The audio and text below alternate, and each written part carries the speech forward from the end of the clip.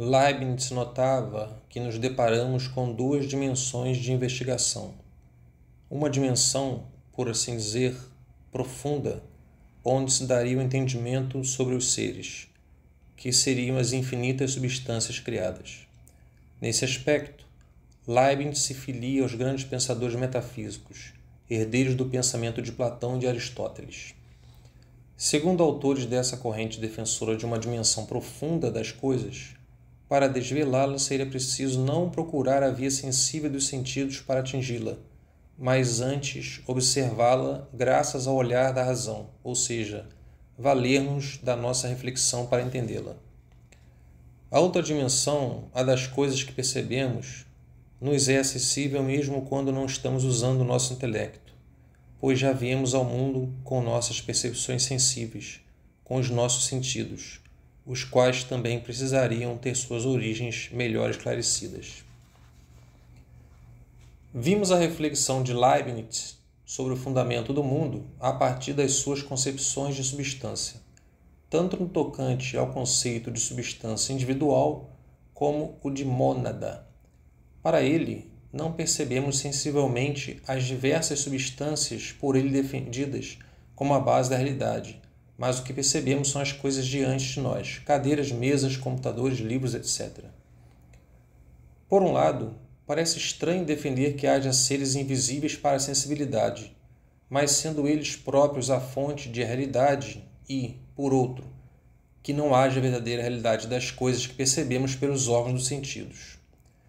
Essa posição acerca de duas dimensões tratadas pela filosofia de Leibniz deve ser tomada para mostrar como ele pensava haver um campo de difícil acesso, o metafísico, que toca suas reflexões mais complexas e abstratas, e outro que diz respeito ao plano dado pelas percepções, o plano da física, que é aquele que temos acesso mais imediato.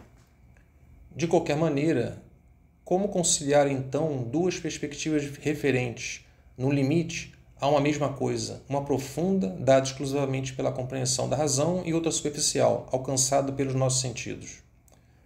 Por mais que ele sustente haver substâncias com atributos muito específicos dados pela razão, que são indivisíveis, não deixamos de perceber coisas que se dividem, ou ainda mais, que podem se dividir ao infinito, pois toda matéria pode sofrer tal separação. As reflexões sobre a realidade, por parte de Leibniz, tinham também o objetivo de superar essa clássica questão filosófica, que ele chama de labirinto do continuo. Em suma, como superar um mundo percebido com certa unidade espacial, mas que também pode ser dividido a ponto de perder a sua realidade, visto que sempre pode ser rompida a sua aparente uniformidade?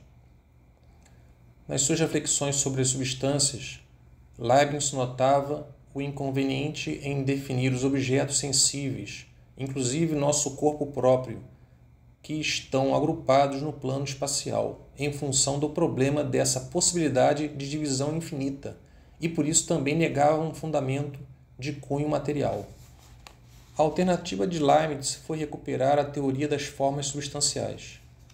Ao trazer novamente à tona essa tese de inspiração aristotélico-tomista, ao menos em parte, Leibniz chegou a pensar em atribuir certa unidade espacial aos seres a partir daquilo que era chamado forma, o que permitiria sustentar uma tese referente a certo ilemorfismo dos seres, ou aquilo que os definiria a partir de certa unidade, porém de maneira diferente em relação ao pensamento tradicional que identificava os seres a partir de uma determinação formal da matéria. Muito cedo, Leibniz já se distinguia de Aristóteles ao afastar a noção de matéria em função dos inconvenientes por ela ocasionados, como já vimos. Com esse pensamento, Leibniz começava a delinear sua teoria da harmonia pré-estabelecida referente ao paralelismo a respeito daquilo que se passa no fundamento metafísico, portanto, o real das coisas segundo sua óptica e aquilo que é dado pela nossa sensibilidade. Aquilo que enxergamos nas coisas seriam as formas substanciais que realizariam sua unificação e sua coerência. Aquilo que se passaria na dimensão visível seria um reflexo da região profunda, metafísica. Todavia, como foi apresentado na lição referente às suas reflexões sobre as substâncias, Leibniz não tardou em notar certos limites para a definição dos seres a partir das formas substanciais. Ele teria sido, de certa maneira, obrigado a afastar alguns aspectos dos dados sensíveis ao moldar o seu conceito de mônada, os quais, em parte, ainda auxiliavam quando ele permanecia na mesma linha aristotélica tomista de entendimento sobre os seres do mundo. Ao elaborar gradualmente sua teoria das mônadas, Leibniz chegou aos seus legítimos átomos substanciais. Assim, os seres não mais foram definidos principalmente a partir de sua forma, como no caso de uma pessoa, que antes poderia ser considerada um ser porque apresentava uma forma de ser humano. É claro que, assim como Aristóteles, ao invocar a teoria das formas substanciais, Leibniz não buscava definir os seres em função de um formato espacial, pois antes a tese das formas diz respeito àquilo que era chamado de essência e àquilo que era entendido como alma.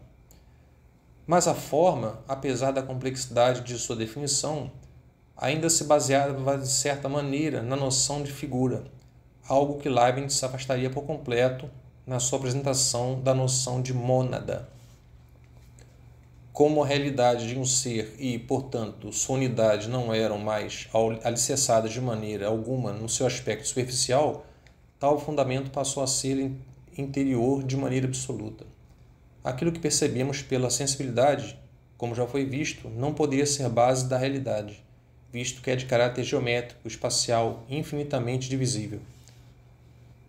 De algum modo, porém, isso que é percebido nessa superfície apresenta certa coerência e até mesmo certa racionalidade, tanto que permite ser abarcado pela ciência. Logo, isso não impede que possamos conhecer a dimensão física pela razão, como é visível pela existência de uma disciplina para tal tema, a própria ciência física, a antiga filosofia da natureza. Mas como surgiria de fato esse mundo visível para nossos sentidos, conforme a filosofia de Leibniz? É preciso passarmos novamente para os alicerces da ontologia leibniziana. Temos, a partir da teoria das mônadas, seres absolutamente indivisíveis, por isso não espacialmente definidos, distinguidos a partir das suas ações que lhes são específicas, mas as quais se harmonizam com as das outras substâncias vizinhas, visto que uma mônada não recebe uma ação a partir de algo que lhe seja exterior, nunca sendo de fato passiva. A comunicação entre os seres ocorre porque aquele que é causa e arquiteto do mundo identifica as atividades de todos os seres ajustadas entre si. Assim, a famosa teoria leibniziana da harmonia pré-estabelecida tem sua fonte já na metafísica, na correspondência entre todas as ações de todos os seres que integram o mundo. Em suma, a origem da harmonia entre os seres se daria porque Deus traria ao mundo as diversas substâncias que integram tal plano, sem que uma interferisse na individualidade da outra, mas que antes tivessem suas respectivas noções ajustadas entre si. Leibniz ainda acrescentou, curiosamente, que o fato de uma substância sofrer a ação de outra, isso na verdade ocorreria apenas em aparência, o que é fundamental ter em mente para entender o que virá na sequência. Pois na verdade, continua ele, é dito que uma substância é ativa ou passiva conforme o seu grau de adequação perceptiva. Devemos lembrar que as atividades perceptivas das substâncias se ajustam entre si, como se tivessem um encontro previamente marcado. Logo, se uma substância é dita agir sobre outra, isso quer dizer que ela tem maior grau de adequação perceptiva em relação àquela que é tomada como passiva nessa relação virtual. Restaria ainda entender como Leibniz considerou resolver o problema da diferença entre a região metafísica e a região dos dados sensíveis, e como uma fundamentaria a outra. Surgiria, assim, a outra face da harmonia, ou melhor, a harmonia presente em meio às ações dos seres tem consequências para o mundo percebido. Tal relação harmônica é derivada de um tipo de acordo entre as diversas substâncias. Para além daquilo que percebemos, Leibniz entende que há uma infinidade de seres que sustentam aquilo que há, tanto os objetos, aglomerados de seres, quanto aquilo que é composto de seres de maneira organizada, na forma de corpos orgânicos.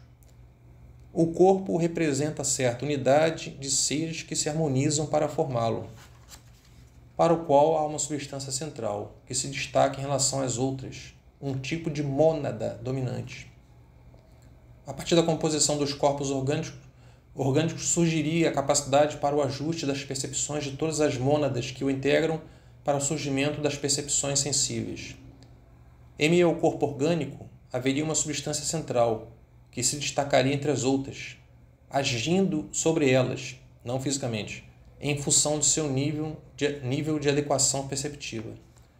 No caso, cada substância que integra um corpo o expressa, por assim dizer, de maneira mais próxima do que expressa o restante do mundo. Por isso parece destacar-se de tal plano ao contribuir na delineação do corpo orgânico ou autômato natural, que Leibniz diz ser diferente de uma máquina convencional, pois na verdade cada substância já seria uma espécie de máquina por si. E a partir de tal corpo se formariam os órgãos dos sentidos, que fundamentam a percepção sensível. Segundo Leibniz, abre aspas, quando a mônada tem órgãos não ajustados que graças a eles ganham relevo e distinção, as impressões que elas recebem e, por seguinte, também as percepções que elas representam, como por exemplo quando, mediante a configuração dos humores dos olhos, os raios de luz se concentram em atum com mais força, então se pode chegar até o sentimento, quer dizer, até uma percepção acompanhada de memória, isto é, uma percepção cujo eco perdura durante muito tempo, fazendo-se ouvir na ocasião apropriada. Tal vivente é chamado de animal, e sua mônada é chamada alma. Vale observar que, diferentemente de como fora escrito na época do discurso de metafísica, a noção de alma ainda não estava bem alicerçada, pois faltavam exatamente os átomos substanciais para sustentá-la. Doravante, surgia o animal enquanto um conjunto bem ajustado de mônadas que se harmonizariam na sua composição, inclusive formando os órgãos dos sentidos, de tal modo que as percepções de cada uma dessas substâncias também se ajustariam, gerando as percepções sensíveis. Dada a noção de percepção, deve ser levada em consideração a noção de fenômeno, no sentido daquilo que aparece para um terceiro.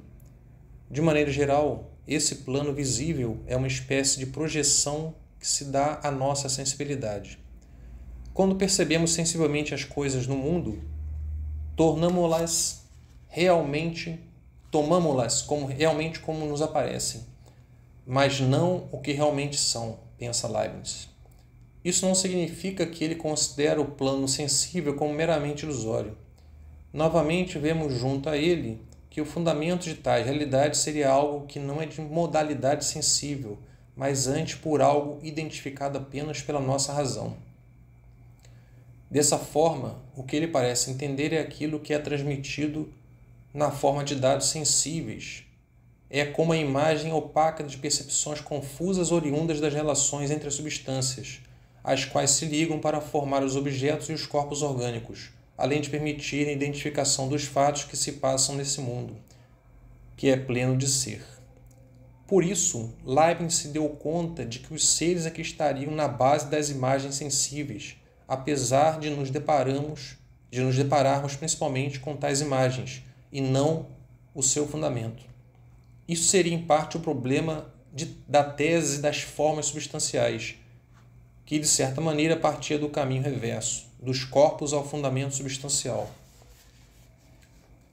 Para referir-se ao mero aglomerado de seres responsáveis por uma percepção sensível a partir da somatória das percepções substanciais de todas as substâncias que compõem um corpo orgânico com seus órgãos, Leibniz invoca o exemplo das ondas do mar, que geram um grande som, confuso, mas que é composto pelos diversos seres que a causam. Quando percebemos de maneira confusa, é como se estivéssemos à beira da praia, percebendo um grande ruído sem saber a causa. Quando percebemos sensivelmente um corpo definido, como o de um animal, já notamos certo estado organizado de coisas, onde presenciamos uma relação mais harmônica entre as substâncias que compõem tal corpo, com sua alma. a partir da presença de uma substância que se destaca, a mônada central.